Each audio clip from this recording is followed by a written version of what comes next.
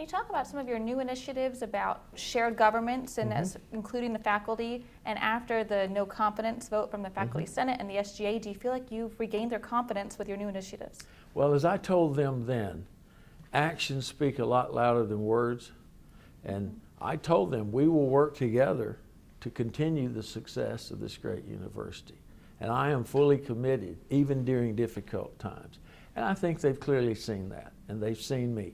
You know, there were conspiracy theories about I was forced to make a decision and so forth. I guess everybody realized on June 1st that that wasn't right, because I made the opposite decision. But we were in a different place, and we had the support to allow it to be successful.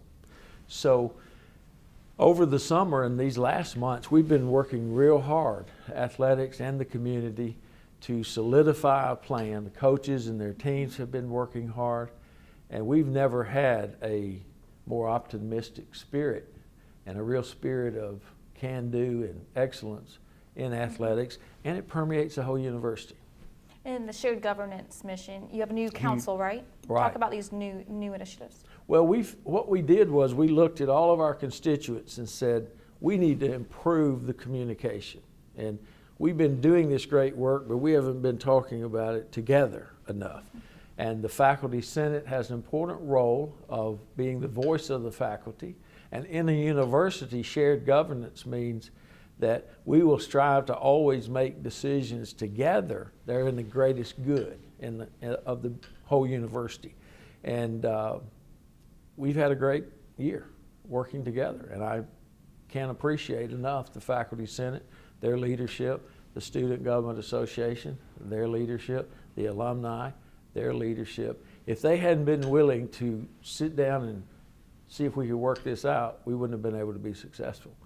But it motivated everybody to be more committed to dialogue and to working a plan together than ever, and that's been a big part of our success.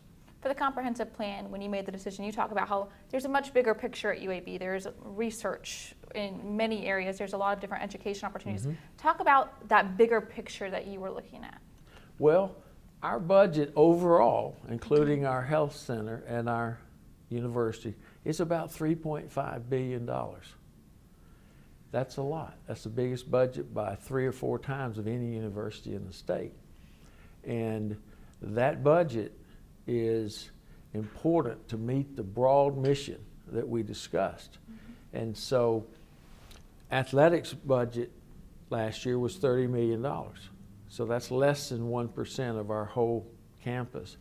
But we were putting in 20 million of that from the university.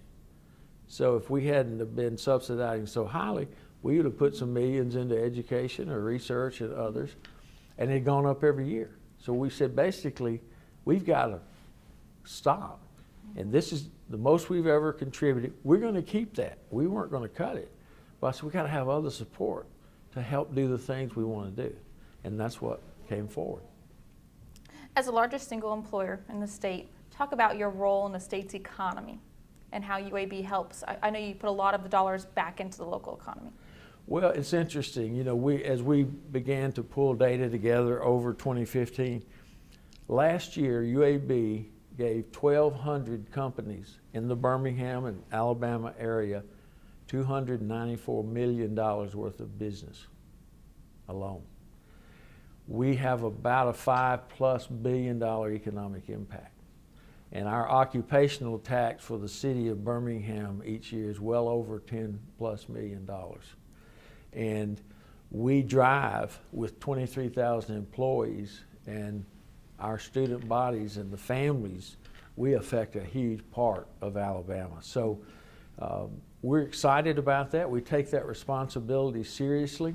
We were a founding partner of Innovation Depot and continue to be very much a part of that.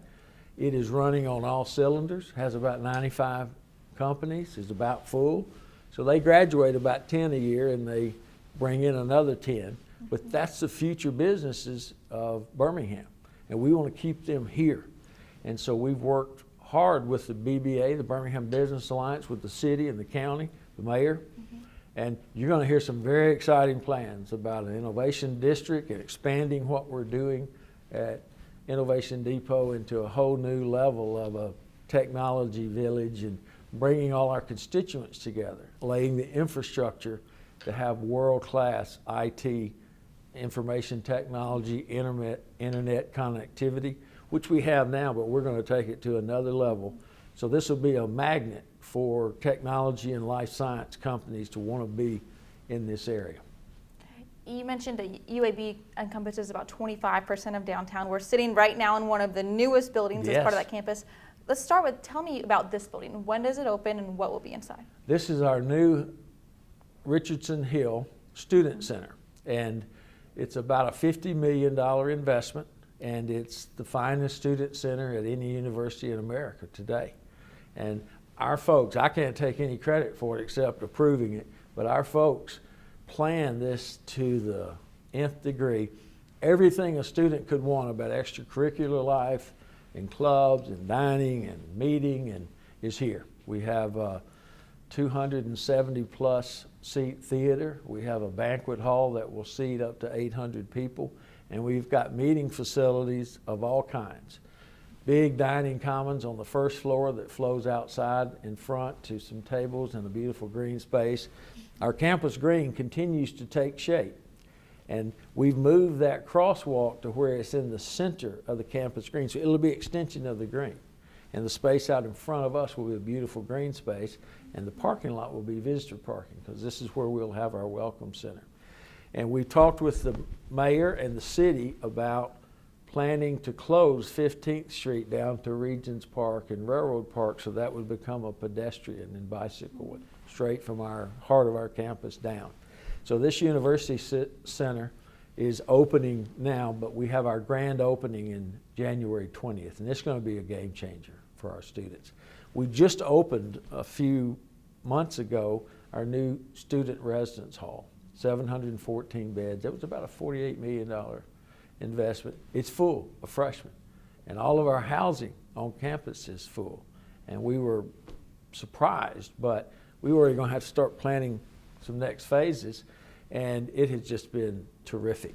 We opened a new student health and wellness center that was about a $6 million investment. So over the last 2 years, we've invested $100+ million in our students, and they are more than worth it.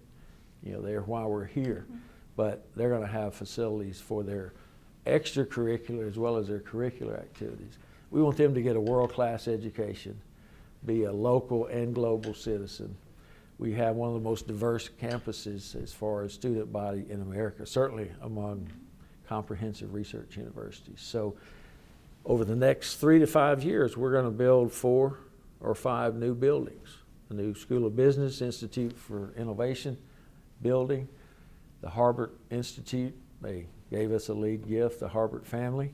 We're going to have a new School of Nursing built on University Boulevard in front of the current nursing building, and have a new College of Arts and Sciences building, probably on the southwest corner of the campus green. Planning a new world-class research building up on University and 18th Street, and renovation of other areas. And I think as you move around campus, you can see that we've really become a beautiful urban campus, and that's been by design. We want it to be safe and secure and attractive for our students, our faculty, our staff, our patients and their families who are coming, 50,000 plus a week. So it's an exciting time for us, as I think you can tell. As the campus is growing, making room for more students, the student population is also growing, right? It is. Talk to me about that. We have some exciting plans. We have recruited some new leadership in the last year because of some turnover where others got a chance to go do something at the next level, a promotion. And we have a great new Vice Provost for Enrollment Management, Dr. Bradley Barnes, who was in charge of undergraduate admissions at Alabama for the last 8 years or so. As you know, they've about doubled, and they've had a strong program. What we're also doing is working across campuses, getting the College of Arts and Sciences, School of Medicine, Engineering, Business, Nursing, Health Professions, Public Health, to work together on some new degrees. And we have some fabulous new degrees, new undergraduate degree in Public Health, which is booming. Do an undergraduate degree in biomedical and health sciences. Do an undergraduate degree in neuroscience, which is one of the few in the Southeast and one of the top in the country. We're about to start a new Bachelor of Science in immunology and human resource management, music technology. So we're really looking at what are the capabilities, the unique strengths of UAB, and what can we offer students coming here to give them a game changer for their future. And a lot of great work by our faculty and staff in these new programs and degrees. How do those new programs help with recruiting? Oh, they help a lot. I mean, that's the platform. We're all of those that I talked about, including cybersecurity and including informatics and including genomics and genetics, those are all the most exciting fields in the world to work in. And all of them have umpteen jobs. And then, of course, we have strength across the whole comprehensive university. College of Arts and Sciences has 19 departments that range from physics to social science to the arts. You know, we've got a beautiful new Institute for Visual Arts, world-class Alice Stevens Center. We've got a lot of arts education programs in the community. That's just in the College of Arts and Sciences. But engineering, we have the only biomedical engineering degree in the country, in the state, and it's one of the very best. In nursing, undergraduate nursing, terrific. Health professions, really across the board. Engineering, and they are really working to make sure that we offer the best education possible. We have also strong international and global programs because we believe that our students need to understand what being a global citizen is.